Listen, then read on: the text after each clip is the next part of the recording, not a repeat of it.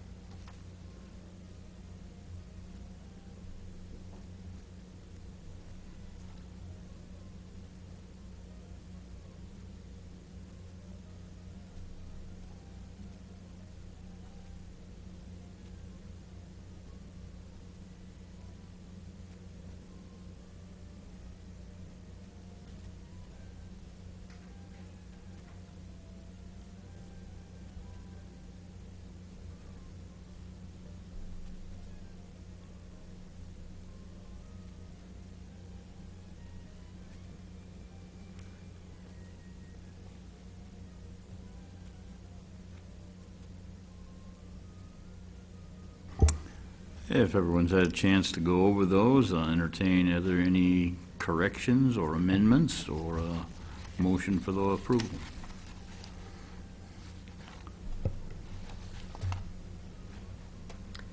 I move to approve the minutes as written.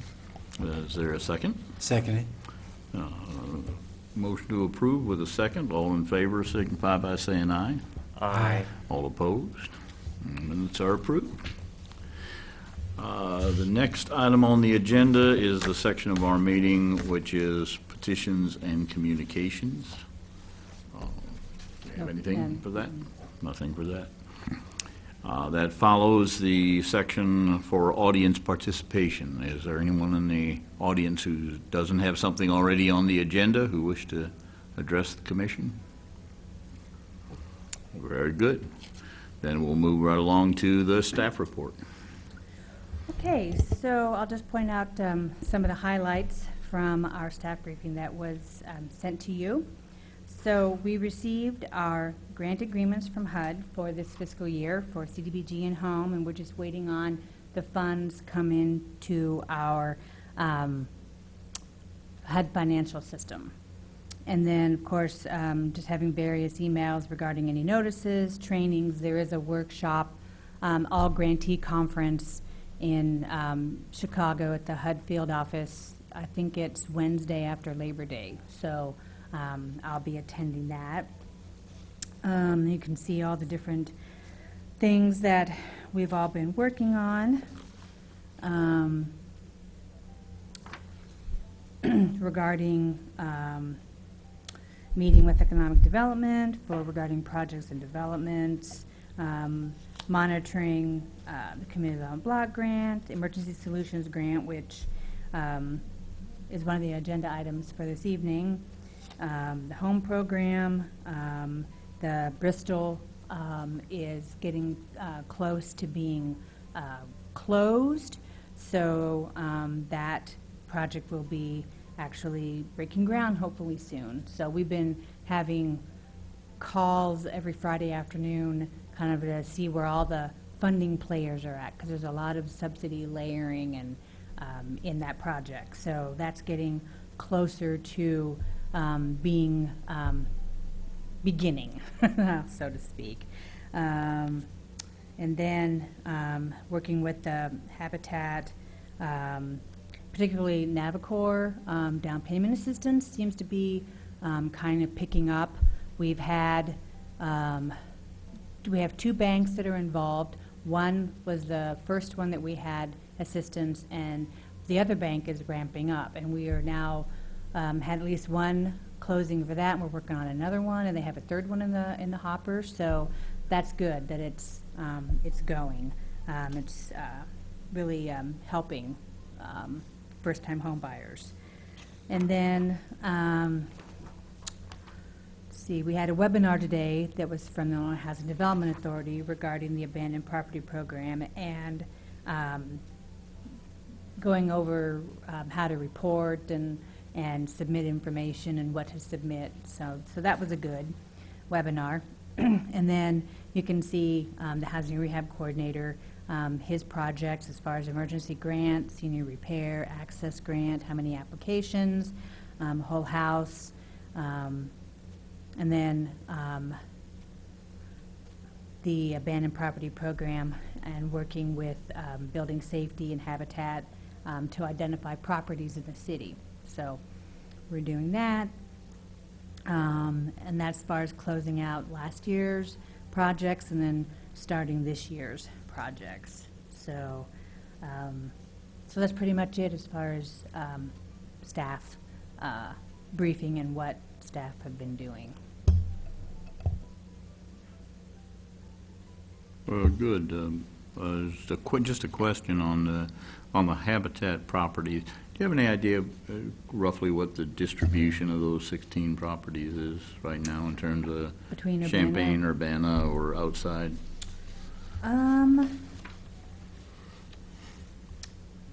I believe that are you talking about with regard to the blight reduction program, or? They're 16, their portfolio. Okay, depends.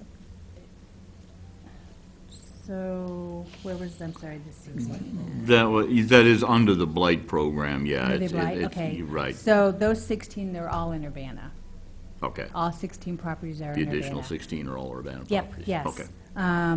Yes, so I they thought are- most of them were, but I wasn't sure. Yep, since it was our funding and they were our not-for-profit, all of the They're all here. properties are in Urbana, in various places throughout the north side and other parts of the city. Okay, great. Mhm. Thank you very much. Just one question. On the FY 18-19 rehab projects, what was the communication to the community about opening of applications or requests, or is that all internal through other partners?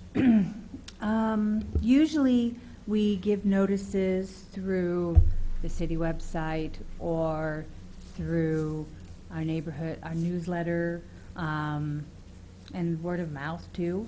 It's like it seems that if one neighbor knows and it spreads, and the whole neighborhood will find out and will contact us. So, so definitely different ways of getting the word out. Okay. Any other questions? All right, if not, under old business, I don't believe there is any, is there? No old Okay. business. So then under new business, we have Consolidated Social Service Funding Pool, CDBG subrecipient agreements for fiscal year 2018-2019. Yes. So back in February, we had the meeting regarding the priorities of those agencies that applied for social service funding,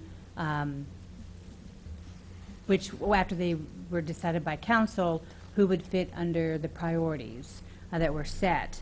And I believe the priorities were supporting homeless needs and then supporting services and training for low-income persons. So based on the agencies that were funded, 2 agencies fit that criteria. So Daily Bread Soup Kitchen is for their assistance program, and they provide a variety of needs for homeless, at risk of homeless, for getting IDs. If someone is homeless, they are able to get certain things for free if someone is not able, if they aren't able to acquire those things, they may have to purchase those for people. And so these funds will help with providing the assistance for the homeless so that they can get IDs. See, what else did they say? And then a limited emergency assistance for if they obtain a job, that they might need work outfit, that they could assist with purchasing the work outfit. So we saw that would be a good fit for this priority. And what worked out really well is both of these agencies, this is like their total amount that they got awarded, so they are totally CDBG funded. And then the second is the Urbana Park District, the youth summer employment, and it fit under the priority of supporting services and training for low-income persons. So they work with school district. There's a I forget who else they collaborate with. There's several agencies they collaborate with in locating youth, and then they will hire them. And so this money goes toward the staffing and with the youth. So we saw those as two good fits, and so as required with any of our federal funds, we have to do subrecipient agreements with the agencies stating all of the rules and regulations. So, and there is, of course, no impact to the city general budget or CDBG because it was already allocated in our annual action plan for fiscal year 18-19. And of course, the funding was combined with City of Urbana and Cunningham Township funds. And again, both of these were completely funded with CDBG. So approval of the agreements by council will, within a reasonable time, will allow us to start reimbursing them back for the activities that they do under this program. So, so we recommend, staff recommends that these resolutions, that the commission forward the resolutions approving the grant agreements to the Urbana City Council with a recommendation for approval. And then if you have any questions, I can answer those for you. Good. Does the commission have any questions? How does the summer youth employment program work? You may not know that, Kelly, but I mean, they're getting hired in real jobs. This is Yes, not through- okay. Yeah, with the Park District. It's not like some kind of free labor thing where No, you're getting no, it's- experience. Right, for, it's yeah, okay, actually okay. working. Okay. Yeah, so they collaborate with other agencies. I'm pretty sure the school district, maybe the community coalition, there's several that they work with to have, I think they work with the school district who already does the screening and then refers the youth to them, and then they hire them and have them do work in the parks, you know, stuff that's needed to Sure. be done, so. Yeah, I believe from past experience that they not only do some park work, but they're also involved in some of the summer programs and things like that. Yeah. It's a good program. Very good. Well, we have three options. We have the option of either forwarding the resolutions with a recommendation of approval to the city council, or forwarding the agreements with any changes we suggest, or forwarding them with a recommendation not to approve. So I'll entertain a motion.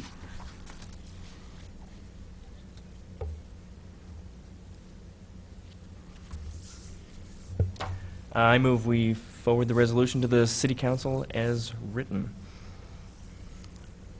With To a recommendation. with a recommendation To- to approve. Excellent, thank you. Have a motion and a second? Very good, motion and a second. Any further discussion? If not, all in favor, please say aye. Aye. All opposed? The motion is carried to forward them to the city council with our recommendation for approval. Great, thank you. So yeah, those will go in September Excellent. at the next council meeting. So Then we also have with us resolution to approve an emergency solutions grant program sub-recipient agreement with Crisis Nursery, and also the same type of agreement with the CU Men's Shelter. Okay. So, so the issue is whether to forward the resolutions approving the agreements with Crisis Nursery and CU Men's Shelter to the council for a recommendation for approval. So the Emergency Solutions Grant is kind of determined by the Champaign County Continuum of Care because it's funds for shelters, so it's under like the homeless venue. So, so through the continuum, agencies can apply and receive for these funds that actually come from the state, from the Illinois Department of Human Services. So who receives their funding from HUD? So they get a large allotment from HUD, and then agencies from around the state are invited to apply through the continuum for those funds. And it used to be the Emergency Shelter Grant, and then they changed it to the Emergency Solutions Grant. And so, as in the past, which started in like 2013, we have been asked by the Continuum to administer on behalf of agencies because in the past, it didn't matter the amount that was requested or received for an agency. They automatically worked directly with the state. And at some point, they had so many applicants, they decided to make a threshold that if you, as an agency, were requesting under $25,000, you had to have someone else administer on your behalf. And that's so it came because of our experience with the Supportive Housing Program and other grants. The Continuum had asked us, and at that point we had like 5 agencies when we first started. Now it's last several years have been a couple of agencies. So together these agencies equal the $25,000 because you have to have at least $25,000. So that's why there's several altogether to equal the 25. And then we get some administration funds from this as well. So of course it says, you know, the objective is to increase the number and quality of emergency shelters and transitional housing facilities for homeless families and individuals. So Crisis Nursery will receive funds for the operation of their agency, and they're going to provide essential services. There's only 2 pretty much line items, is operating and essential services. And then the CU Men's Shelter, which last year when they applied, it was 3 different agencies. It was United Way, New Fellowship Covenant Church, and Faith United Methodist Church. And then shortly last fall, they decided to form a not-for-profit and was able to get not-for-profit status. And so they applied this year as the CU Men's Shelter with representatives from each of those agencies on their board. So so they applied so they submitted applications to the city, and then we applied on their behalf. And we were applied in March. We received notice like July 17th that the application had been approved, and then they like executed an agreement like the next day. But here's the agreement with us, and part of the stipulation is that we have subrecipient agreements with them, as again with any funders and federal information. Sorry about that.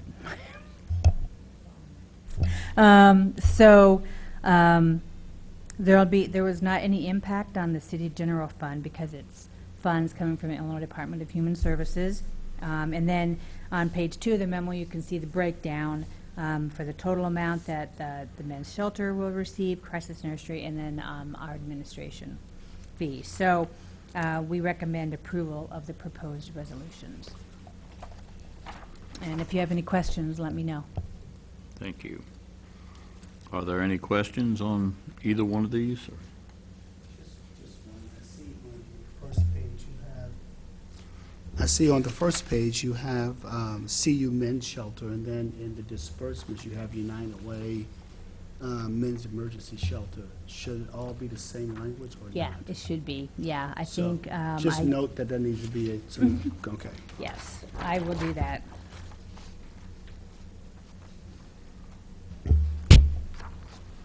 Excellent, thanks for catching that. Any other questions? If not, then we have the same three options. We can forward these resolutions to the city council with a recommendation for approval, or we can forward them with any suggested changes, or we can forward them with a recommendation not to approve them. So I will entertain any motion. I so move that we approve the resolution approving an Emergency Solutions Grant Program recipient to the Crisis Nursery, which was number one, and the CU Men's Shelter with the noted changes for approval. We have the motion. Is there a second? Second. Any discussion? If not, all in favor, please signify by saying aye. Aye. All opposed? And the motion is passed to send these with our recommendation for approval with that one change to it. Yes, I will do that. Thank you very much. Excellent. I don't believe we have any items for study session, do we? We don't, no? No? Mm-mm. Well, if I might take a minute then, while we're here, Sure, while all of us are still here. okay, sure. Just to note, speaking for myself, and I think for the commission, and for Ann if she was here, and Fred if he hadn't retired, we are certainly sad to see Kelly leaving, but I understand that opportunities are there and they need to be seized upon, especially when they're in warmer places. So I can understand that. But we will, probably the only one on the sitting here on the commission tonight, remember when you were first in this room, sitting there doing all that grunt work. Yes.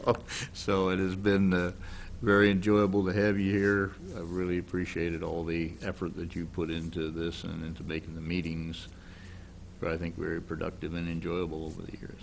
Thank you. Thank you. Best of luck. Thank you very much. Then, I guess, being no further tasks to handle this evening, we'll consider this meeting adjourned. All right, thank you. Thank you.